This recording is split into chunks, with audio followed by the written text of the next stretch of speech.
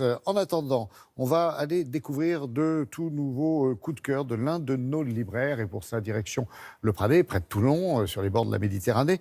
Le Pradet où Pierre-Yves Doda nous a concocté une petite sélection de nouveautés littéraires à ne surtout pas manquer.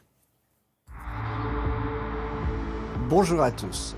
Mon premier coup de cœur, La Loi du rêveur de Daniel Pénac aux éditions Gallimard. Dans ce roman, Daniel Pénac, dès le début, nous entraîne dans son enfance, dans une maison de vacances. Il s'apprête à partir en plongée sous-marine avec son père. Et très rapidement, cette réalité se transforme en rêve, puis en cauchemar. Il se retrouve dans une cité engloutie dont il ne peut pas sortir. Et évidemment, à un moment, il se réveille.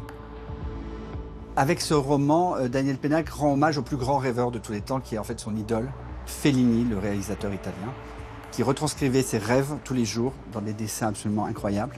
C'est un roman qui fait du bien, qui donne envie de suivre les conseils de Daniel Pénac, c'est-à-dire avoir plus d'imagination et bien noter ses rêves quand on se réveille. Pour autant qu'on puisse dater ce genre de naissance, je suis devenu écrivain la nuit de cette conversation avec Louis. J'avais 10 ans et j'affirmais à mon meilleur copain que la lumière, c'est de l'eau. De l'eau? Tu es sûr de ce que tu dis? Parfaitement, la lumière, c'est de l'eau. Mon deuxième coup de cœur, le service des manuscrits d'Antoine Lorrain chez Flammarion. L'héroïne du roman s'appelle Violaine Lepage. Elle est directrice d'un service très important, c'est le service des manuscrits dans une maison d'édition. Au début du roman, ils reçoivent un manuscrit absolument incontournable, il faut absolument le publier, sauf que personne ne sait qui l'a écrit.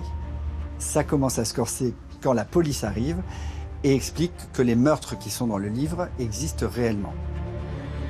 C'est un roman qui m'a plu immédiatement, dès les premières pages, parce qu'il est passionnant. Il mélange plusieurs styles différents puisqu'on découvre les coulisses d'une maison d'édition, c'est intéressant. Et surtout, c'est extrêmement drôle. C'est un roman enthousiasmant. Violaine, je ne vous veux aucun mal. Ce livre vivra sa vie en dehors de moi. Et ceux qui doivent mourir vont mourir. Toutes les dettes seront payées. Mon troisième coup de cœur, Une machine comme moi de Ian McEwan chez Gallimard.